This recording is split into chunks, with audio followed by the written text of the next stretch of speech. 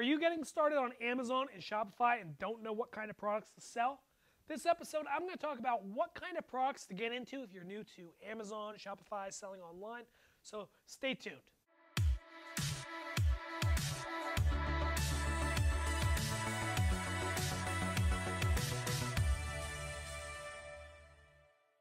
So guys, a lot of times I get asked, and it's a pretty big question out there on the internet, is what kind of products should a beginner, sell on Amazon or Shopify or eBay or Walmart, one of these online marketplaces.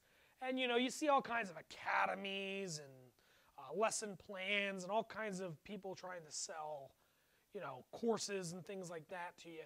But today I want to get really simple here with my message and tell you what I think is the best way to get started on one of these websites. If I was considering starting all over again, introducing my first product, I would look for a product that has three qualities, right?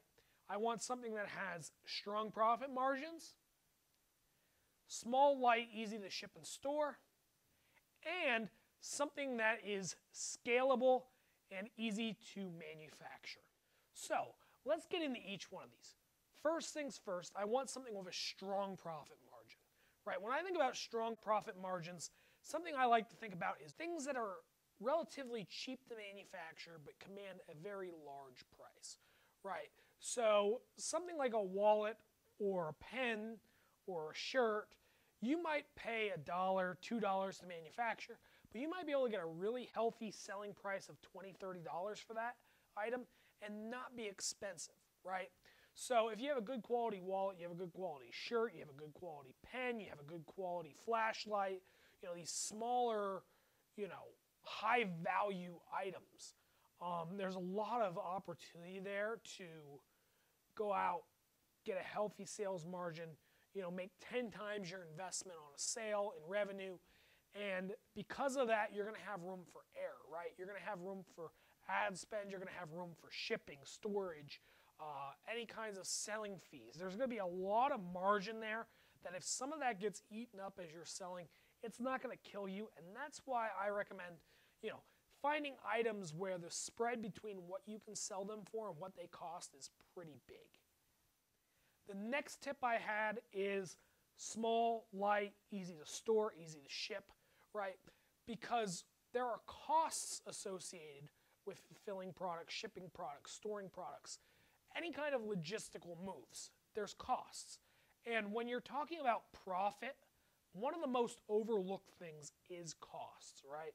So if you have a smaller, lightweight item, it might not take up as much space. You might not have to have a room in your house dedicated to it. You might not have to get a storage unit. You might not have to use a third-party warehouse. You'll be able to keep this item, right, in a relatively small, confined space. You'll be able to have lots of it, and you'll be able to be well stocked. So small makes storage easy, light, it's easy to move around, transport. It's great for you. When we're talking about fulfillment, whether that be through FBA, through a third-party warehouse, whether you're buying the labels yourself, lighter weight, smaller items generally cost a lot less to ship. So you're going to be saving costs there, right? Also, smaller boxes, smaller packaging, smaller envelopes, less bubble wrap, savings all around. So like I said, when you're looking at these smaller, lighter items, there's a lot of ways to reduce your costs versus, selling some large, giant thing as your first item. I see this all the time with companies where they'll get in and they'll start, their first item is 20 pounds and it comes in a 2-foot by 2-foot box. And you're sitting there going, they do realize that there's costs and logistical, hoops to jump through on this product.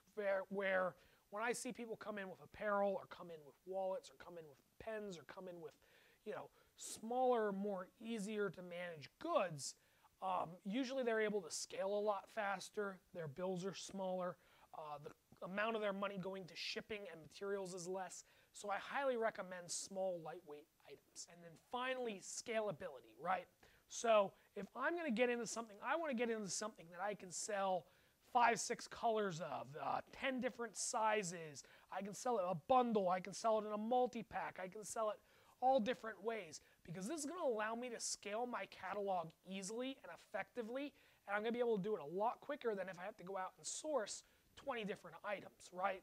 So you want something where you can do different kinds of variations, whether that be a size variation, a color variation, a package quantity variation, things where you can make a whole bunch of SKUs out of one or two simple products or simple ideas. Because this is going to allow you to scale your store, this is going to allow you to get more sales, this is going to allow you to introduce more SKUs, and you're going to be able to grow a lot faster if you're, running a t-shirt company and you're able to produce, 6 different colors and 15 different sizes than if you're producing automobiles and you have to create a different model for each type of person, and it takes a lot of effort to make something as customizable or as big as an automobile versus a t-shirt, which, like I said, color, size, messaging, you can change a couple things here and there and boom, boom, boom, boom, boom, and you got hundreds of designs.